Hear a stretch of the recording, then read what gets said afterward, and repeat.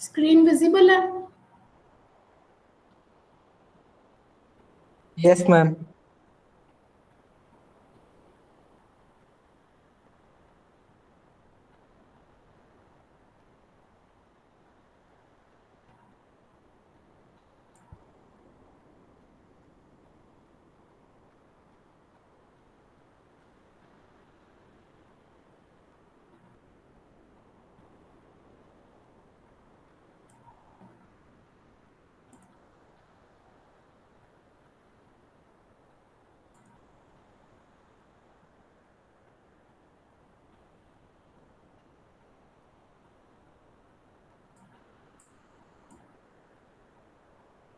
तो कल हमने इलेक्ट्रॉन एफिनिटी वैल्यू डिस्कस करी थी जिसमें फ्लोरीन एक एक्सेप्शनल केस था।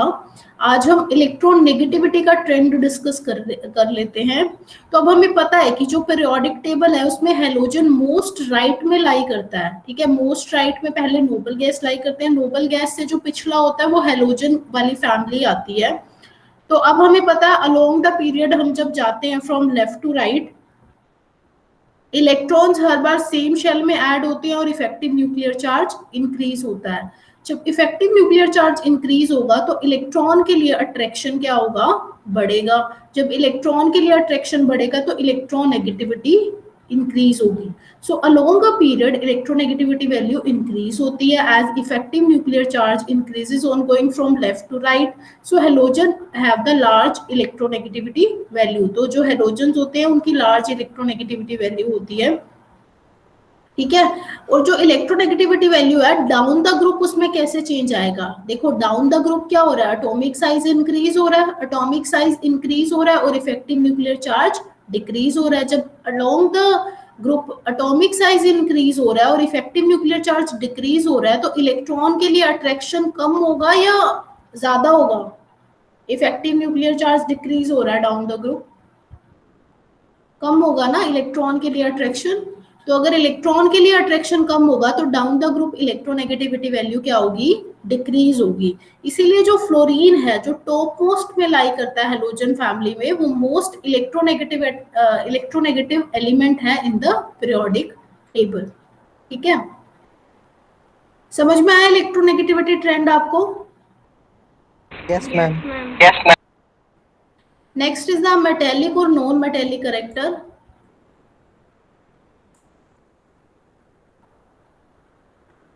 नेक्स्ट इज द मेटेलिक और नॉन मेटेलिक कैरेक्टर। अब हमें पता है जो हेलोजन्स होते हैं उनकी हाई आयनाइजेशन एनर्जी वैल्यू होती है क्योंकि अलोंग द पीरियड वो मोस्ट राइट लाई करते हैं। जब हम लेफ्ट टू राइट जाते हैं इफेक्टिव न्यूक्लियर चार्ज इंक्रीज होता है। इफेक्टिव न्यूक्लियर चार्ज इंक्रीज होता है तो इलेक्ट्रॉन को निकालना और ज्यादा मुश्किल हो जाएगा। तो उसको निकालने के लिए ज्यादा अमाउंट ऑफ एनर्जी सप्लाई करनी पड़ेगी। तो इसीलिए जो हेलोजन्स होते हैं उनकी high value of ionization enthalpy होती है। That's why halogens have very high ionization energy value. तो अब हेलोजेंस की हाई आयनाइजेशन एनर्जी वैल्यूज होती है तो वो मोस्टली क्या होते हैं? नॉन मेटेलिक नेचर के होते हैं क्योंकि मेटल्स का नेचर क्या होता है? इलेक्ट्रॉन लूज करना। लेकिन नॉन मेटल्स का नेचर क्या होता है? इलेक्ट्रॉन्स गेन करना।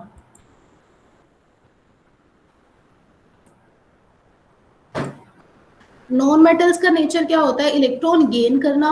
तो हेलोजेंस जो है उनकी हाई आयनाइजेशन एंथैल्पी होने की वजह से वो नॉन मेटेलिक कैरेक्टर शो करते हैं, मेटेलिक कैरेक्टर शो नहीं करते। और हमें पता है डाउन द ग्रुप क्या होता है? साइज बढ़ता है, इफेक्टिव न्यूक्लियर चार्ज कम होता है। तो डाउन द ग्रुप जब इफेक्टिव न्यूक्लियर चार्ज कम होगा तो ionization enthalpy down the group क्या होती है? डिक्रीज होती है। ठीक है, तो डाउन द ग्रुप जब आयनाइजेशन एंथैल्पी डिक्रीज होगी तो फिर इलेक्ट्रॉन निकालना इजी हो जाएगा उनमें से। तो डाउन द ग्रुप जैसे जैसे हम जाएंगे तो मेटेलिक कैरेक्टर क्या होगा? इंक्रीज होगा और नॉन मेटेलिक कैरेक्टर क्या होगा? डिक्रीज होगा। तो ग्रुप में जो सबसे ऊपर लाई करते हैं दैट इज फ्लोरीन हो गया, क्लोरीन हो गया, ये कैसे होते हैं? नॉन मेटेलिक नेचर के होते हैं। लेकिन जैसे ये आयोडीन हो गया जो ग्रुप में सबसे नीचे लाई करते हैं, ये कैसा नेचर शो करते हैं? ये मेटेलिक नेचर और मेटेलिक लस्टर शो करते हैं and forms positive ion such as I positive and I3 positive. ठीक है, तो मेटेलिक और नॉन मेटेलिक कैरेक्टर समझ में आया सभी को? Yes ma'am. Next colour. अब जो हेलोजन होते हैं वो कलर भी शो करते हैं। वो कलर कैसे शो करते हैं? जैसे जो हेलोजन्स है उसमें अब अनपेयर्ड इलेक्ट्रॉन भी प्रेजेंट है, ठीक है, तो उनका कलर किस वजह से होता है, क्योंकि उनके मॉलिक्यूल्स जो हैं रेडिएशन एब्जॉर्ब करते हैं फ्रॉम विजिबल लाइट, तो उनके जो आउटर इलेक्ट्रॉन्स होते हैं वो इजीली एक्साइट हो जाते हैं। अब वो जो विजिबल लाइट एब्जॉर्ब करेंगे उसमें कुछ ना कुछ एनर्जी होगी, वो एनर्जी एब्जॉर्ब करके वो एक्साइट हो जाते हैं हायर एनर्जी लेवल्स में, ठीक है, तो एक्साइट होने के लिए उनको एनर्जी लगती है, वो उन्हें लाइट और रेडिएशन से मिल जाती है, फिर वो हायर एनर्जी लेवल में एक्साइट हो जाते हैं। अब वो एक्साइटेड स्टेट में स्टेबल तो होते नहीं, तो वो वापस से ग्राउंड स्टेट में आते हैं, तो जब वो ग्राउंड स्टेट में आते हैं तो जो एनर्जी उन्होंने एब्जॉर्ब की थी उससे लेसर अमाउंट वो रिलीज करेंगे, क्योंकि कुछ एनर्जी तो उनको एक्साइट होने में लगी, अब वापस आएंगे तो उससे कम एनर्जी रिलीज करेंगे। तो जिस भी रीजन में वो अपनी एनर्जी, जिस भी वेवलेंथ रीजन में वो अपनी एनर्जी रिलीज करेंगे वो उस पर्टिकुलर कलर को शो करेंगे, ठीक है। जैसे फ्लोरीन एटम है, फ्लोरीन एटम सबसे छोटा साइज होता है, ठीक है, तो सबसे छोटा साइज होने की वजह से इसके जो आउटर वैलेंस इलेक्ट्रॉन है उस पे सबसे ज्यादा न्यूक्लियर चार्ज होगा, ठीक है, छोटा साइज होने की वजह से इसके आउटर इलेक्ट्रॉन्स का अट्रैक्शन न्यूक्लियस से ज्यादा होगा, तो इसके आउटर इलेक्ट्रॉन्स को एक्साइट करने के लिए इसको हायर एनर्जी रेडिएशन एब्जॉर्ब करनी पड़ेगी, ठीक है। तो अब जैसे ये है लार्ज एक्साइटेशन एनर्जी चाहिए इसको, तो ये वॉयलेट लाइट एब्जॉर्ब करता है। जैसे विबग्योर में ना, विबग्योर में हम जैसे जैसे जाते हैं, विबग्योर में जैसे हम मूव करते हैं तो एनर्जी डिक्रीज होती है जब हम violet, indigo, blue, green, yellow, orange, red means from left to right move करते हैं तो एनर्जी डिक्रीज होती है, तो सबसे ज्यादा एनर्जी किसकी होती है, वॉयलेट की। तो जो फ्लोरीन है उसको उसके इलेक्ट्रॉन को एक्साइट करने के लिए लार्ज एक्साइटेशन एनर्जी चाहिए, तो वो वॉयलेट जो है लाइट उसको हाई एनर्जी लाइट को एब्जॉर्ब करता है, ठीक है, और उसके कोरस्पॉन्डिंग जो है वो yellow, pale yellow colour show करता है, ठीक है। वॉयलेट लाइट एब्जॉर्ब करके वो एक्साइटेड स्टेट में चला गया, लेकिन जब वो वापस आता है फिर वो वॉयलेट लाइट वाली एनर्जी रिलीज नहीं करेगा, वो उससे कम एनर्जी रिलीज करेगा, ठीक है, तो वो येलो कलर तक की एनर्जी रिलीज करता है, इसीलिए वो येलो कलर का शो होता है हमें फ्लोरीन, ठीक है। अब फ्लोरीन से क्लोरीन से ब्रोमीन से आयोडीन मूव करते हैं, तो आयोडीन का साइज सबसे बड़ा है, तो इसके आउटर इलेक्ट्रॉन्स पे न्यूक्लियस का होल्ड सबसे कम है, तो इसके आउटर इलेक्ट्रॉन्स को एक्साइट करने के लिए सबसे कम एक्साइटेशन एनर्जी चाहिए, तो ये कम एनर्जी की लाइट एब्जॉर्ब करके भी एक्साइट हो जाएंगे इसके आउटर इलेक्ट्रॉन्स, ठीक है। तो ये लेस एक्साइटेशन एनर्जी चाहिए, तो ये येलो लाइट वाली एनर्जी जो है एब्जॉर्ब कर लेता है, it absorbs yellow light of lower energy और डार्क वॉयलेट कलर का दिखता है, ठीक है, क्योंकि ये ना कॉम्प्लीमेंट्री कलर शो करते हैं, तो वो आप आगे फर्दर एमएससी में पढ़ोगे, ठीक है, वो अभी आपके सिलेबस का पार्ट नहीं है। अभी बस आप इतना ध्यान रख लो कि ये जो हेलोजन्स हैं ये कलर शो करते हैं, और कलर क्यों शो करते हैं, क्या होता है जिसकी वजह से ये कलर शो करते हैं, ठीक है। और जैसे फ्लोरीन और आयोडीन का केस आपको बता दिया है तो ये आप पढ़ लेंगे। तो आयोडीन जो है वो येलो कलर एब्जॉर्ब करके वॉयलेट कलर का दिखता है। Similarly, we can explain the greenish yellow color of chlorine and reddish brown color of iodine.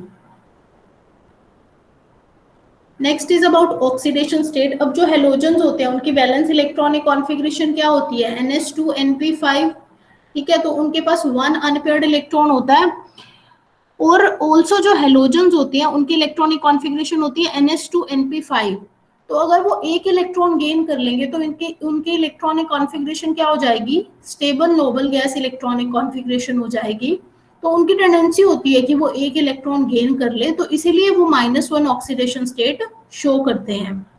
और कई हेलोजन एटम जैसे फ्लोरीन है, फ्लोरीन तो मोस्ट इलेक्ट्रोनेगेटिव एलिमेंट है पूरे पीरियोडिक टेबल में, तो वो तो -1 ऑक्सीडेशन स्टेट ही शो करता है, लेकिन बाकी halogen atoms higher positive oxidation state भी शो करते हैं, जैसे +1 +3 +5 +7, ठीक है, क्योंकि उनके पास एम्प्टी ऑर्बिटल्स होते हैं, वो अपने वैलेंस इलेक्ट्रॉन को उन एम्प्टी ऑर्बिटल में एक्साइट कर सकते हैं, ठीक है, और वहां से वो इलेक्ट्रॉन लूज कर सकते हैं। The higher oxidation state of fluorine, bromine and iodine are due to the presence of vacant d orbitals in their valency shells. As a result, outer s or p electron can be easily promoted to the vacant d orbital. Fluorine के पास empty d orbital होते नहीं, chlorine और bromine और iodine के पास empty D orbital होते हैं, तो वो अपने एस और पी वाले इलेक्ट्रॉन्स को डी ऑर्बिटल में एक्साइट करके हायर ऑक्सीडेशन स्टेट भी शो कर सकता है। समझ में आया आपको oxidation state? Yes, ma'am. Next is about chemical reactivity. जो हेलोजन्स होते हैं वो काफी रिएक्टिव होते हैं। इसके दो रीजन है, एक तो लो डिसोसिएशन एनर्जी होती है उनकी, ठीक है, मीन्स उनको डिसोसिएट करने के लिए हमें lesser amount of energy supply करनी पड़ती है, ठीक है। All the halogens have very low dissociation energy. As a result, they can readily dissociate into atoms and तो इसीलिए वो एटम्स में डिसोसिएट होके जल्दी से दूसरे सब्सटेंस के साथ रिएक्ट कर सकते हैं, ठीक है। तो उनकी लो डिसोसिएशन एनर्जी होती है in comparison to hydrogen, oxygen and nitrogen. Also उनकी हाई इलेक्ट्रॉन एफिनिटी होती है, क्योंकि उनकी जो इलेक्ट्रॉनिक कॉन्फ़िगरेशन होती है वो NH2NP5 होती है, तो उनको एक इलेक्ट्रॉन चाहिए stable noble gas electronic configuration attain करने के लिए। तो उनकी एक इलेक्ट्रॉन गेन करने के लिए स्ट्रॉन्ग एफिनिटी होती है, ठीक है। So halogens have very high electron affinity values and therefore they have strong tendency to gain an electron. Thus halogens are very reactive elements due to their low dissociation energy. तो जो halogens होते हैं वो बहुत ही reactive होते हैं due to their low dissociation energy and high electron affinity values, ठीक है।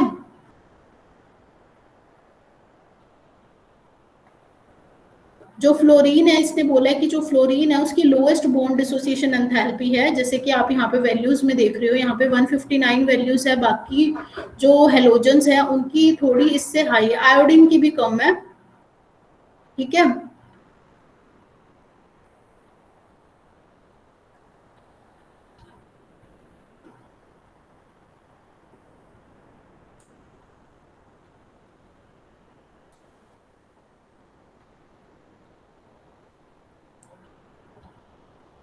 फ्लोरीन की क्यों कम है ionization enthalpy, sorry dissociation energies की क्यों कम है? Because of the repulsion between non bonding electrons in the small molecule, therefore it is most reactive among the halogens, ठीक है।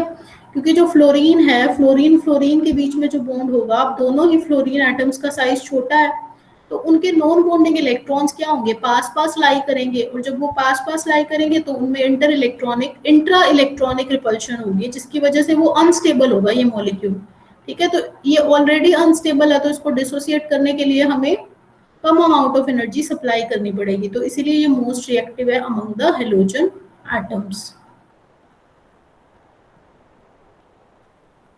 Next are the interhalogen compounds. ये जो इंटरहेलोजन कंपाउंड्स होते हैं इनका आपको प्रॉपर्टीज और स्ट्रक्चर करना है, इनकी प्रिपरेशन नहीं करनी, सिलेबस में मेंशन नहीं है प्रिपरेशन, ठीक है। तो first of all you should know what is interhalogen compounds, what are interhalogen compounds.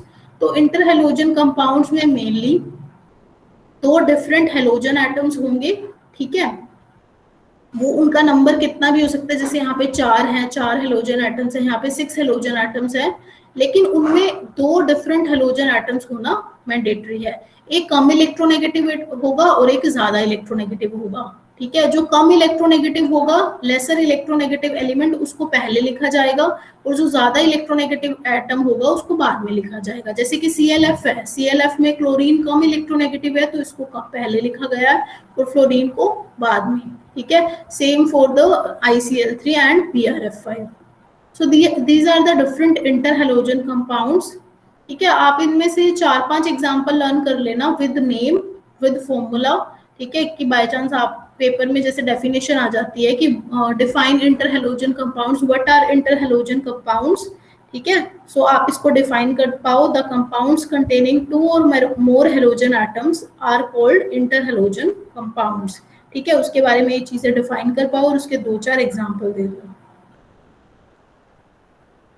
Next general properties of interhalogen compounds है, तो ये हम कुछ डिस्कस कर लेते हैं। बाकी आगे इसकी जो रिएक्शन वाली प्रॉपर्टीज है वो आप खुद कर लेना, उसमें समझाने का कुछ भी नहीं है, जस्ट रिएक्शंस है, वो आप एक बार खुद ही रीड कर लेना।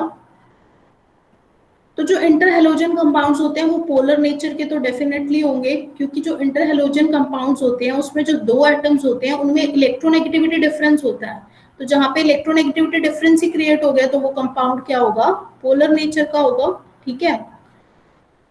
Physical state, inter halogen compound gases, liquids और सॉलिड्स की तरह एग्जिस्ट करते हैं, जैसे कि ClF, BrF, ClF3, IF7 ये गैसेस होते हैं, BrF3, BrF5, IF5 are liquids and these compounds are solids.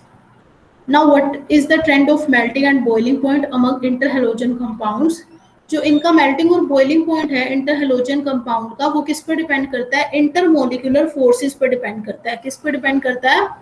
Intermolecular forces between them, means एक इंटरहेलोजन कंपाउंड और दूसरे इंटरहेलोजन कंपाउंड के बीच में कैसी फोर्सेस ऑफ अट्रैक्शन है उस पर डिपेंड करता है। और intermolecular forces of attraction strong कब होंगे? जब उनमें इलेक्ट्रोनेगेटिविटी डिफरेंस ज्यादा होगा। अब मान लो कि एक ICl को दूसरे ICl से इंटरमोलिकुलर फोर्सेस ऑफ अट्रैक्शन के थ्रू इंटरेक्शन करनी है, ठीक है, तो जितना इनमें इलेक्ट्रोनेगेटिविटी डिफरेंस ज्यादा होगा उतना ही इस पे ज्यादा नेगेटिव चार्ज होगा और उतना इस पे ज्यादा पॉजिटिव चार्ज होगा। तो ये फर्दर जितना इस पे ज्यादा पॉजिटिव चार्ज होगा उतना ये बेटर दूसरे ICl के Cl से इंटरेक्ट करेगा, ठीक है, दूसरे ICl के Cl पे क्या होगा? नेगेटिव चार्ज होगा और इस पे पॉजिटिव चार्ज है। तो this is also known as intermolecular forces of attraction. तो इंटरमोलिकुलर फोर्सेस ऑफ अट्रैक्शन कब बेटर होंगी? when there is a greater electronegativity difference among the bonded halogen atoms, ठीक है। तो जितनी ज्यादा इलेक्ट्रोनेगेटिविटी डिफरेंस होगा उतना ज्यादा इंटरमोलिकुलर फोर्सेस ऑफ अट्रैक्शन होगा और उतना ही ज्यादा मेल्टिंग और बॉइलिंग पॉइंट होगा। Next is about reactivity. जो इंटरहेलोजन कंपाउंड्स होते हैं वो ज्यादा रिएक्टिव होते हैं, even more reactive than halogen compounds, ठीक है, क्योंकि उनकी जो बॉन्ड डिसोसिएशन एनर्जी होती है वो हेलोजन एटम से भी कम होती है। जो हमने ऊपर हेलोजन्स पढ़े हैं उनसे भी कम होती है। तो ये फर्दर रिएक्ट करके इस तरह के कंपाउंड बनाते हैं, जैसे सोडियम मेटल के साथ ये ICl इंटरहेलोजन है, ये रिएक्ट करके Na और NaCl इस तरह के मिक्स्ड हैलाइड टाइप कंपाउंड बनाते हैं। ऑल्सो जो ये इंटरहेलोजन कंपाउंड है ये पावरफुल फ्लोरीनेटिंग एजेंट होते हैं। फ्लोरीनेटिंग एजेंट क्या होते हैं? कि जो फ्लोरीनेटेड कंपाउंड प्रोड्यूस करते हैं, जैसे ClF3 है, it is a strong fluorinating agent. ClF5, BrF5, IF7 are also vigorous fluorinating agent but less than ClF3, ठीक है। तो फ्लोरीनेटिंग एजेंट की आप 3-4 रिएक्शन पढ़ लेंगे। जैसे ये टंगस्टन है, ये ClF है, इसने इंटरहेलोजन कंपाउंड से रिएक्ट किया तो हमारे पास क्या बना? WF6 प्लस Cl2, ठीक है। तो देखो टंगस्टन पहले फ्लोरीन से अटैच नहीं था लेकिन प्रोडक्ट में वो WF6 बना रहा है, that is a fluorinated compound, ठीक है। तो that means interhalogen compounds are good fluorinating agent. अब SO2 है, SO2 ने ClF के साथ रिएक्ट करके एक फ्लोरीनेटेड कंपाउंड बनाया जिसमें फ्लोरीन है, ठीक है। इसको क्लोरोफ्लोरिनेटिंग एजेंट भी बोलते हैं। कि अब तो ये फ्लोरीन तो इसमें ऐड कर ही रहा है, प्रोडक्ट में क्लोरीन भी ऐड कर रहा है, तो ये फ्लोरिनेटिंग एजेंट तो था ही, यहाँ पे ये क्लोरोफ्लोरिनेटिंग एजेंट भी हो गया।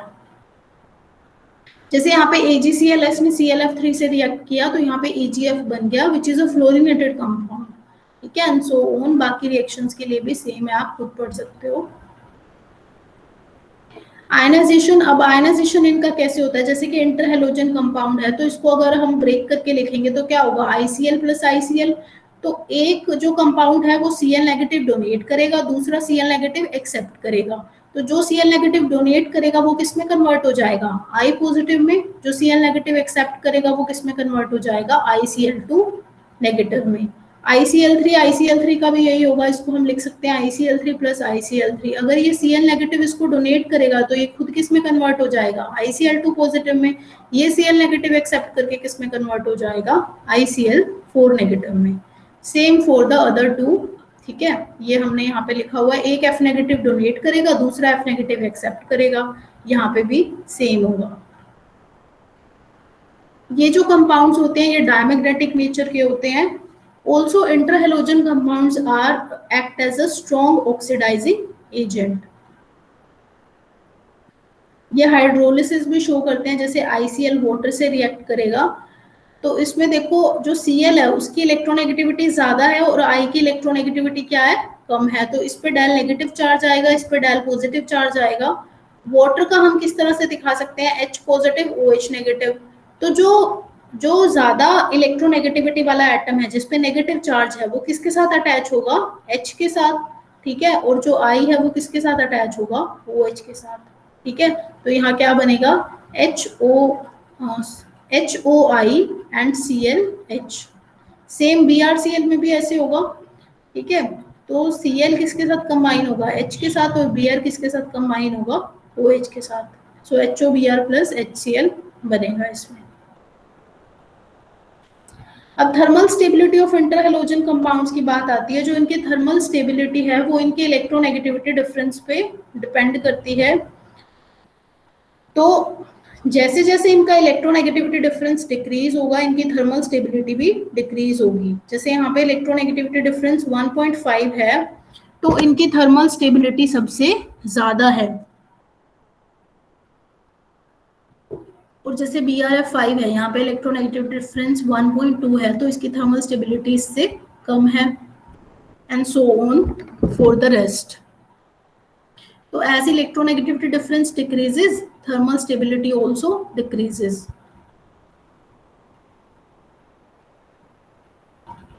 इसके बाद कुछ और प्रॉपर्टीज हैं, वो रह गई हैं यहाँ पे, वो आपकी बुक में मेंशन है। तो उसमें ना जस्ट केमिकल रिएक्शन है, वो आप खुद से पढ़ लेंगे, उसमें समझाने का कुछ भी नहीं है। वो आप एक बार रीड कर लेना, क्योंकि सिलेबस में भी मेंशन है, तो एग्जाम में पूछ सकते हैं, पर उसमें बताने का कुछ नहीं है, तो वो आप ऐसे ही रीड कर लेना बुक से। इसीलिए मैंने यहाँ पे वो मेंशन नहीं किया है, रह गई है वो बाय चांस।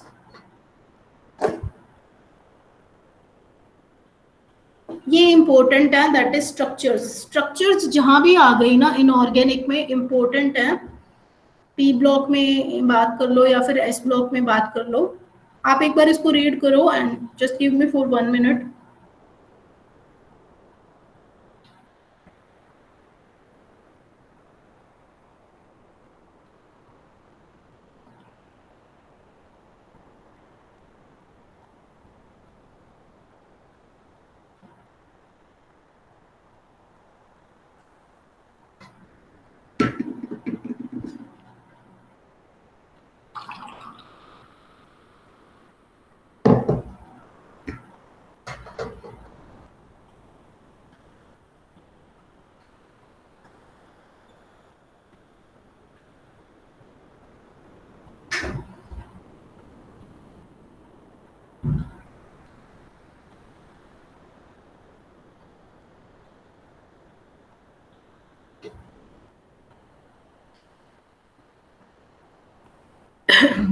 ये स्ट्रक्चर्स इंपॉर्टेंट भी हैं from exam point of view, और इंटरेस्टिंग भी हैं। ये हम 12th में भी पढ़ते आ रहे हैं, और सेम थ्योरी सब पे अप्लाई होगी, दैट इज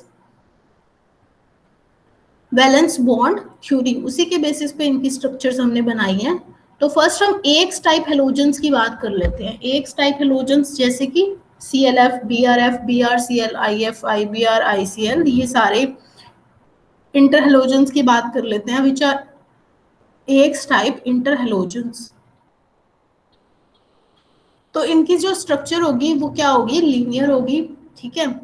इसमें जो सेंट्रल एटम होगा वो होगा जिसका लार्जर साइज है। जैसे ClF में किसका लार्जर साइज है, Cl का, तो ये एज सेंट्रल एटम एक्ट करेगा। BrF5 में Br, BrCl में Br, ठीक है, IF में I, IBr में I, ठीक है, ICl में I। तो जो हैवी एटम होगा, जो लार्जर एटम होगा, बिगर एटम होगा, वो सेंट्रल एटम की तरह काम करेगा, ठीक है। इस तरह के सारे इंटरहेलोजेंस की जो स्ट्रक्चर होगी वो कैसी होगी, लीनियर होगी, ठीक है। अब जैसे ClF है, तो इसको भी एक बॉन्ड बनाना है अपना ऑक्टेट कंप्लीट करने के लिए, क्योंकि इनके पास क्या होते हैं, हेलोजेंस के पास कितने वैलेंस इलेक्ट्रॉन्स होते हैं, 7, ठीक है। तो एक इलेक्ट्रॉन चाहिए इनको अपना ऑक्टेट कंप्लीट करने के लिए, तो ये एक कोवेलेंट बॉन्ड बनाएंगे दोनों एक दूसरे के साथ, ठीक है। अब सेंट्रल एटम ये है, तो हम इस पे फोकस करेंगे। तो अब इसके पास कितने लोन पेयर बच जाएंगे एक बॉन्ड बनाने के बाद, 6 इलेक्ट्रॉन्स और 3 लोन पेयर बच जाएंगे, ठीक है। तो यहाँ 1 बॉन्ड पेयर बन रहा है और 3 लोन पेयर आ रहे हैं, ठीक है। तो टोटल कितने ऑर्बिटल्स को हाइब्रिड कराना पड़ेगा, 4 को। 4 हाइब्रिड ऑर्बिटल कराने के लिए हाइब्रिडाइजेशन क्या हो जाएगी इसकी, sp3। समझ में आया इसका हाइब्रिडाइजेशन और स्ट्रक्चर, एक्स टाइप इंटरहेलोजन। मैम फिर से बताना एक बार।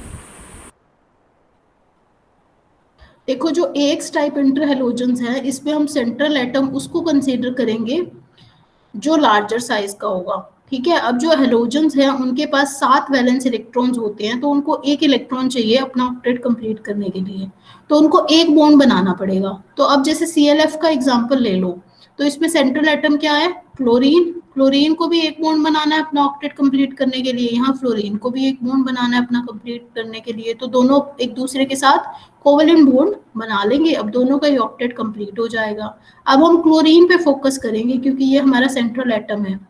एक बॉन्ड बनाने के बाद इसके पास कितने वैलेंस इलेक्ट्रॉन बचेंगे, 6 बचेंगे, क्योंकि 7 होते हैं, 7 में से एक तो बॉन्डिंग में कंज्यूम हो गया, 6 यहाँ electrons as lone pair present होंगे। तो अब हाइब्रिडाइजेशन कैसे निकालते हैं हम, number of bond pair plus number of lone pair जो होते हैं वो किस में काउंट होते हैं, हाइब्रिड ऑर्बिटल्स में। यहाँ एक बॉन्ड पेयर बन रहा है और 3 लोन पेयर आ रहे हैं, तो 1 bond pair plus 3 lone pair means we should have 4 half filled, नहीं हाफ फिल्ड नहीं, 4 हमें ऑर्बिटल्स को हाइब्रिड कराना पड़ेगा, क्योंकि एक बॉन्ड पेयर है और 3 लोन पेयर है। जो 3 लोन पेयर होंगे वो भी हाइब्रिड ऑर्बिटल में प्रेजेंट होंगे। तो 4 ऑर्बिटल्स किस हाइब्रिडाइजेशन में इन्वॉल्व होते हैं, sp3 में, तो इसकी हाइब्रिडाइजेशन क्या होगी, sp3। समझ में आया? Yes, ma'am. Next are the AX3 type interhalogens. जो AX3 टाइप इंटरहेलोजेंस होते हैं, फॉर एग्जांपल ClF3। ठीक है, इनकी हमें ज्योमेट्री डिस्कस करनी है। देखो क्लोरीन की ग्राउंड स्टेट इलेक्ट्रॉनिक कॉन्फ़िगरेशन क्या होती है, 3s2 3p5। अब क्लोरीन को यहाँ पे 3 बॉन्ड बनाने हैं, मींस 3 फ्लोरीन के साथ उसको बॉन्ड बनाने हैं, तो दैट मींस उसको 3 हाफ फिल्ड ऑर्बिटल चाहिए, लेकिन यहाँ पे कितने हाफ फिल्ड ऑर्बिटल है, 1 ही है। तो मींस ये वाला इलेक्ट्रॉन यहाँ पे एक्साइट कराना पड़ेगा 3D में। अब एक्साइट करा भी सकते हैं क्योंकि इसके पास एम्प्टी 3D ऑर्बिटल है, और 3p और 3D की एनर्जी में ज्यादा गैप भी नहीं होता, तो इजिली एक्साइट भी हो जाएगा। ठीक है, तो यहाँ पे 3 इलेक्ट्रॉन्स हो गए, मीन्स हमारे पास 3 हाफ फिल्ड ऑर्बिटल हो गए ये कोवेलेंट बॉन्ड बनाने के लिए। ठीक है, और जो ये लोन पेयर रहेंगे ये भी हाइब्रिड ऑर्बिटल में ही रहेंगे। तो ओवरऑल हाइब्रिडाइजेशन कितनी हो जाएगी, chlorine in ground state this, chlorine in excited state this, now chlorine in ClF3, hybridization कितनी हो जाएगी, sp3d, क्योंकि 5 ऑर्बिटल्स इन्वॉल्व हो रहे हैं यहाँ पे। ठीक है, 3 बॉन्ड पेयर है और 2 लोन पेयर है। ठीक है, सो 2 lone pairs and 3 bond pair. तो जो फ्लोरीन है वो अपने 2p ऑर्बिटल में के साथ बॉन्डिंग कर लेगा। यहाँ पे ये जो डॉटेड इलेक्ट्रॉन है ये किसका है, फ्लोरीन का है। तो हाइब्रिडाइजेशन क्या हो जाएगी, sp3d। ठीक है, तो ज्योमेट्री कैसी होगी, ट्रायगोनल बायपिरामिडल। जहाँ पे sp3d हाइब्रिडाइजेशन होती है वहां ज्योमेट्री क्या होती है, ट्रायगोनल बायपिरामिडल। ठीक है, ट्रायगोनल बायपिरामिडल में क्या होता है, किस तरह की ज्योमेट्री होती है, 3 एक्सियल बॉन्ड्स होते हैं, सॉरी ये वाले जो होते हैं जो एक प्लेन में लाई करते हैं ट्राइंगल की फॉर्म में, these are equatorial bonds, and जो ये परपेंडिकुलर होते हैं दीज आर एक्सियल बॉन्ड्स। ठीक है, जैसे कि मान लो ये जो स्ट्रक्चर है, ये वाला स्ट्रक्चर ये इस लैपटॉप वाले प्लेन में ही लाई कर रहा है, मीन्स स्क्रीन पे ही वाले प्लेन में लाई कर रहा है। तो ये जो 2 फ्लोरीन एटम्स हैं एक्सियल वाले, वो इस स्क्रीन के एक तो आगे की तरफ होगा और दूसरे वाला क्या होगा, स्क्रीन के पीछे की तरफ होगा। मीन स्क्रीन के साथ ये कितने डिग्री का एंगल बनाएंगे, 90 डिग्री का। आइडियल ज्योमेट्री तो यही होनी चाहिए कि ये 90 डिग्री एंगल बनाने चाहिए, बट यहाँ पे lone pair bond pair repulsion की वजह से ये 90 डिग्री एंगल थोड़ा कम होके कितना हो जाता है, 87.6 डिग्री सेल्सियस। ठीक है, तो जो इसकी ज्योमेट्री थी ट्रायगोनल बायपिरामिडल, उसको हम क्या नाम देंगे, उसकी शेप क्या होगी, T shaped. So geometry is trigonal bipyramidal and shape is T shaped. ठीक है, तो ये जो एक्सियल वाले होंगे ये 87.6 डिग्री बॉन्ड एंगल बना रहे हैं, इक्वेटोरियल वाले फ्लोरीन के साथ और इक्वेटोरियल वाले फ्लोरीन के साथ। ठीक है, यहाँ भी सेम 87.6 डिग्री बॉन्ड एंगल ही बनेगा। समझ में आया? Yes ma'am.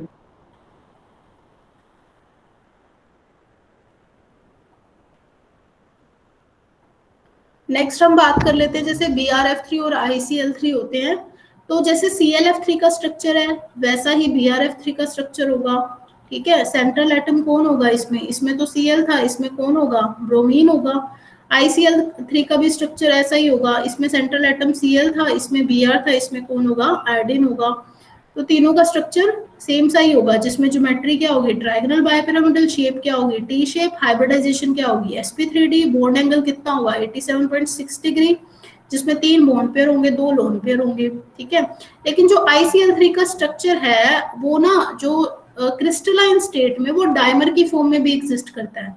डाइमर मींस इसके 2 मॉलिक्यूल अटैच होंगे एक दूसरे से, तो कैसा स्ट्रक्चर होगा, वो क्या बन जाएगा, I2Cl6। तो उसका स्ट्रक्चर कुछ इस तरह से होता है I2Cl6 का। अब देखो यहाँ पे क्या हो रहा है,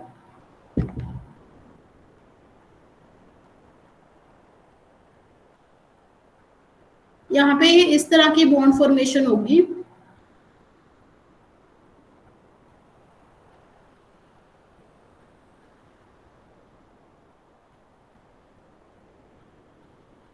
ये जो आयोडीन है इन 2 क्लोरीन एटम के साथ तो कोवेलेंट बॉन्ड बना लेगा, ठीक है, और इस वाले क्लोरीन के साथ भी कोवेलेंट बॉन्ड बना लेगा, ठीक है। अब ये जो सेंट्रल क्लोरीन एटम है इस पे फोकस करो। जो सेंट्रल क्लोरीन एटम है उसको एक ही बॉन्ड बनाना था अपना ऑक्टेट कंप्लीट करने के लिए, उसने एक बॉन्ड यहाँ पे बना लिया। अब अगर यहाँ पे भी उसने एक बॉन्ड बना लिया तो उसका ऑक्टेट ओवर हो जाएगा, क्योंकि उसको तो एक ही इलेक्ट्रॉन चाहिए, ठीक है, तो वो यहाँ पे उसका ऑक्टेट कंप्लीट हो गया। तो फिर वो क्या करेगा, अब बॉन्डिंग तो करनी है क्योंकि कंपाउंड बना है, तो बॉन्डिंग तो यहाँ पे हो रही है, तो किस तरह का बॉन्ड बनाएगा, यहाँ पे वो कोऑर्डिनेट बॉन्ड बनाएगा। मींस वो आयोडीन के एम्प्टी 5d ऑर्बिटल्स में इलेक्ट्रॉन डाल देगा, ठीक है। तो ये बॉन्डिंग इस तरह से होगी। इस तरह की बॉन्डिंग को बोलते हैं 3 सेंटर्ड 4 इलेक्ट्रॉन बॉन्डिंग, जहां पे 2 इलेक्ट्रॉन यहाँ पे इन्वॉल्व होते हैं, 2 इलेक्ट्रॉन यहाँ पे इन्वॉल्व होते हैं। इस तरह की बॉन्डिंग को बोलते हैं 3 सेंटर्ड 4 इलेक्ट्रॉन बॉन्डिंग, ठीक है।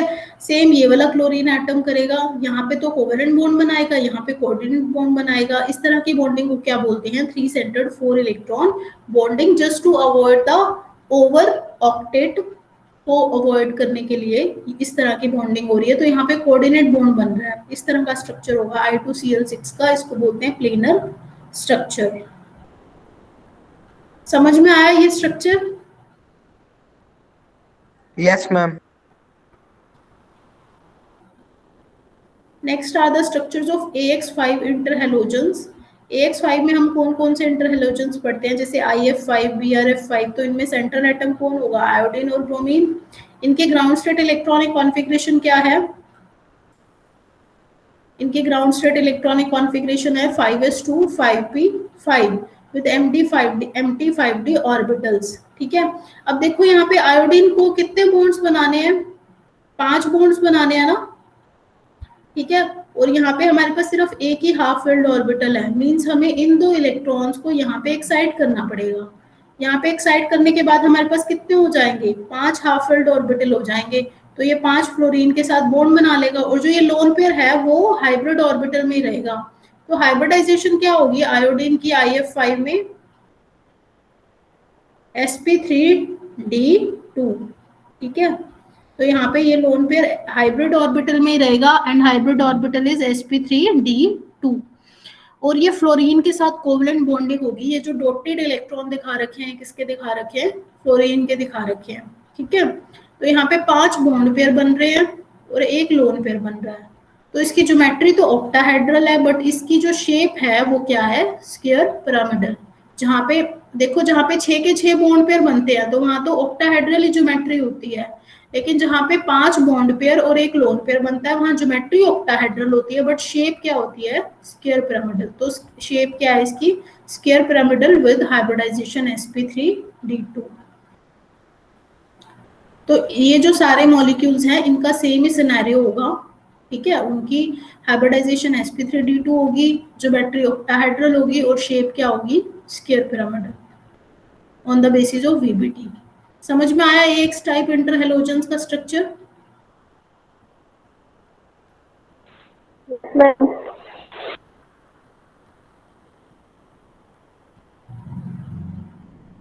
Now comes the structure of AX7 type interhalogen. इसमें IF7 बहुत फेमस है जो हम पढ़ते हैं AX7 में। ठीक है, अब 7 बॉन्ड बनाने हैं, 7 बॉन्ड बनाने हैं, इससे ही हमें पता लग रहा है कि उसकी स्ट्रक्चर क्या होगी, ज्योमेट्री क्या होगी, पेंटागोनल बायपिरामिडल। ठीक है, तो आयोडीन की ग्राउंड स्टेट इलेक्ट्रॉनिक कॉन्फ़िगरेशन क्या होती है, 5s2 5p5। अब उसको 7 बॉन्ड्स बनाने हैं और उस हमारे पास 1 हाफ फिल्ड ऑर्बिटल है, मींस इस वाले इलेक्ट्रॉन को, इस वाले इलेक्ट्रॉन को और इस वाले इलेक्ट्रॉन को, तीनों इलेक्ट्रॉन्स को हमें 5d में एक्साइट करना पड़ेगा। ठीक है, तो एक्साइट कर दिया अब हमने, तो अब हमारे पास कितने ऑर्बिटल्स हो गए, 7 हाफ फिल्ड ऑर्बिटल हो गए। फिर आई इन IF7 7 फ्लोरीन के 2p ऑर्बिटल के साथ कोवेलेंट बॉन्ड बना लेगा। ये डॉटेड इलेक्ट्रॉन्स किसके हैं, फ्लोरीन के हैं। तो हाइब्रिडाइजेशन क्या हो जाएगी, sp3d3 and the structure is pentagonal bipyramidal. इसमें क्या है, एक पेंटागन बनाया हमने, 5 फ्लोरीन एटम पेंटागन के 5 वर्टेक्स पे सिचुएट कर दिए, और जो 2 फ्लोरीन एटम है इस पेंटागन के परपेंडिकुलर होंगे, एक पेंटागन के ऊपर लगा है, एक पेंटागन के नीचे लगा है। तो इनको तो बोलते हैं इक्वेटोरियल बॉन्ड्स और इसको बोलते हैं एक्सियल बॉन्ड्स। समझ में आया इसकी ज्योमेट्री IF7 की? Yes, ma'am. Next are the structure of interhalogen anions. Interhalogen anions की बात करते हैं तो हम उसमें एक ट्राइएटॉमिक इंटरहेलोजन एनायन पढ़ते हैं, दैट इज ICl2 नेगेटिव। देखो एक बार स्ट्रक्चर इसका,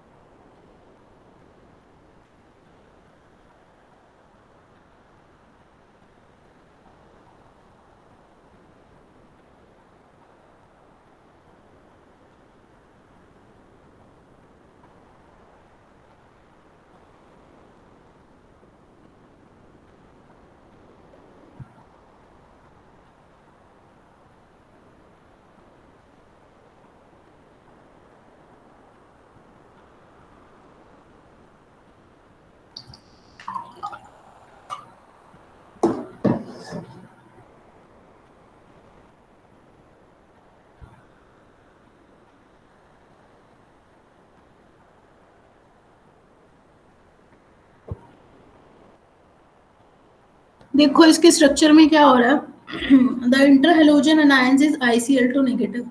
तो इंटरहेलोजन एनायन भी क्या होंगे, जिसमें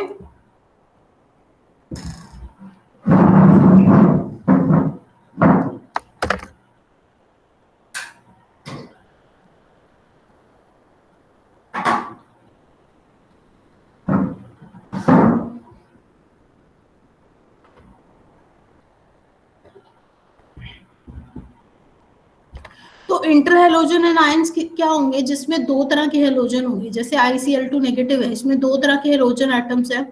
ठीक है, तो इसमें जो नेगेटिव चार्ज होगा वो किस हेलोजन पे आएगा, ऑब्वियसली जो ज्यादा इलेक्ट्रोनेगेटिव होगा उस हेलोजन पे आएगा।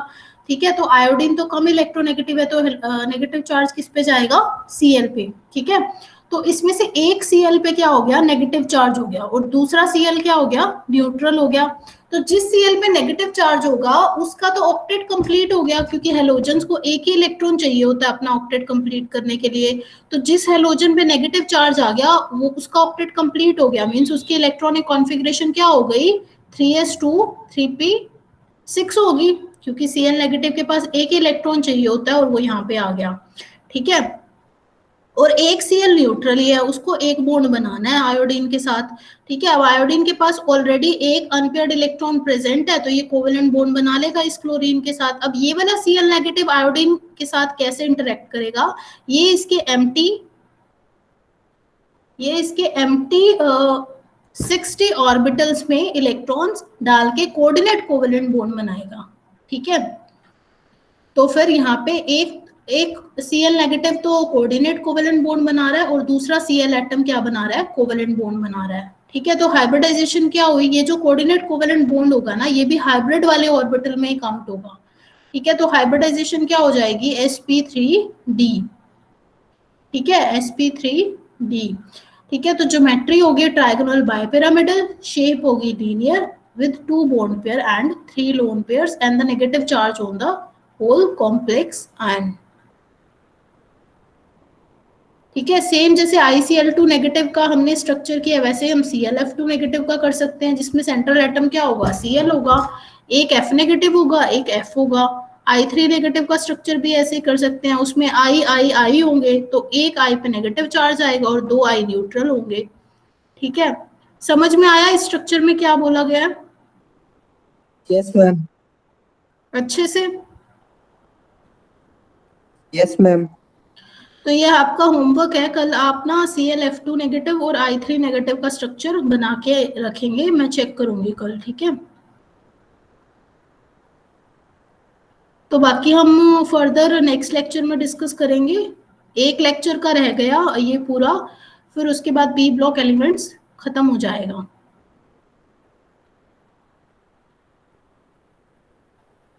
तो कल क्लास होगी या नहीं मैं आपको ना इन्फॉर्म कर दूंगी आज शाम तक। ठीक है, तो अगर कल क्लास हुई तो इसी टाइम होगी, और अगर नहीं हुई तो फिर मैं आपको रिकॉर्डेड वीडियो भेज दूंगी। ठीक है, so now you all can leave the class.